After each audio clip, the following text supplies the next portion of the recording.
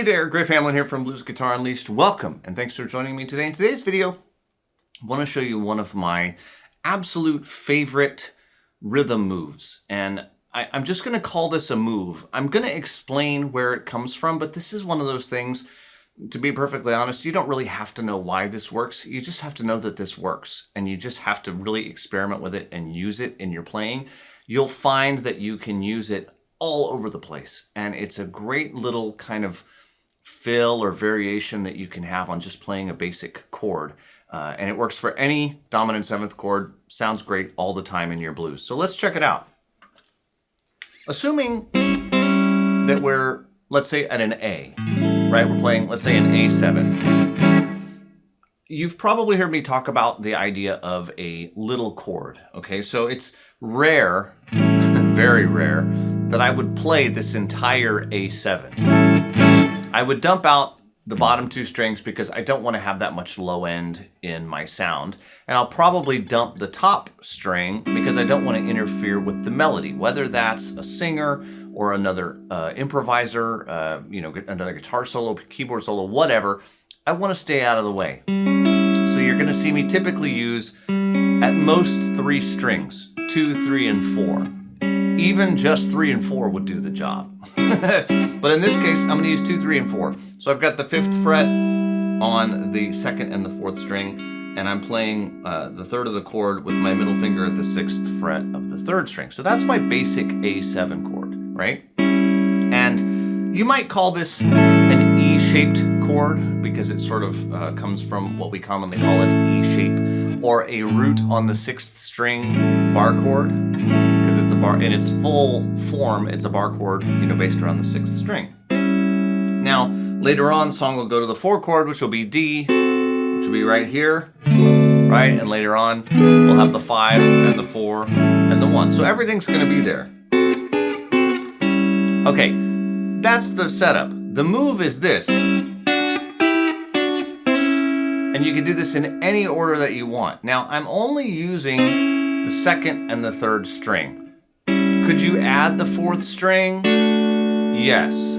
But then on this part of it, it doesn't work out the way I'd like. That low A or B, neither one of them sound particularly good in this move. So sometimes you'll see me catch all 3 notes. So I'll get that, and then I'll get the 7th fret across all 3 strings, but it'll always end with just the 9th fret. There, that's the E, the 5th of the chord, and this is the 8th fret on the 2nd string. The G, that's the 7th of the chord for those of you who are interested.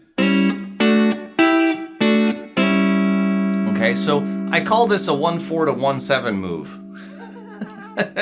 And I know that's crazy, but this is the 1 chord, this is the 4 chord, this is part of a dominant 7th chord. Granted, so's this. I get it, but I had to name it something. So this is how I think of it, is sort of a 1-4 to 1-7. But I don't play the whole chord. Again, I only play that 2nd and 3rd string. So that's the idea. If I go up to D, right? If I'm on C, G, it's always the same. I take the beginning part of the chord, I go up from the lowest note a couple of frets, and then I go up 2 and 1 frets, respectively, back. It's always the same.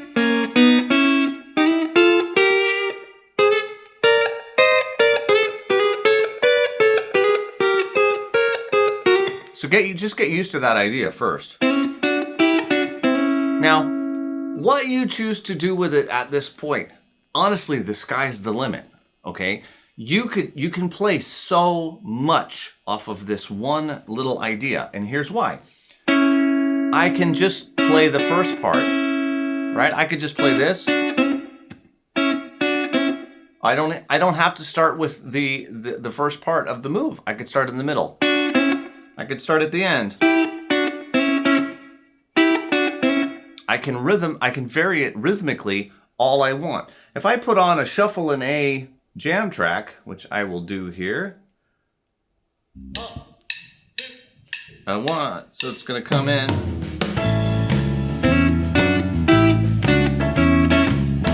2, 3, 4. Very simple move, right? 1, 2, 3.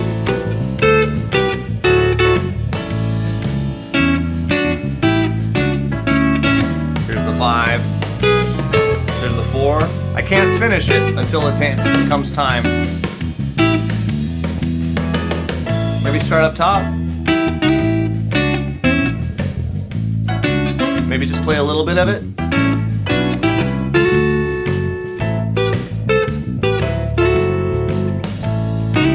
Slide into it. Bring the E down to the D. And just play that. Right? I'm just playing that little part of it now.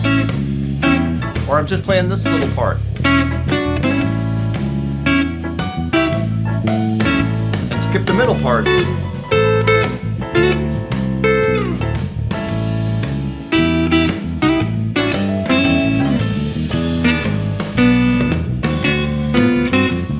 If you start mixing it in with other shapes that you know, you've got tons and tons and tons and tons and tons and tons of options. Tons and tons and tons.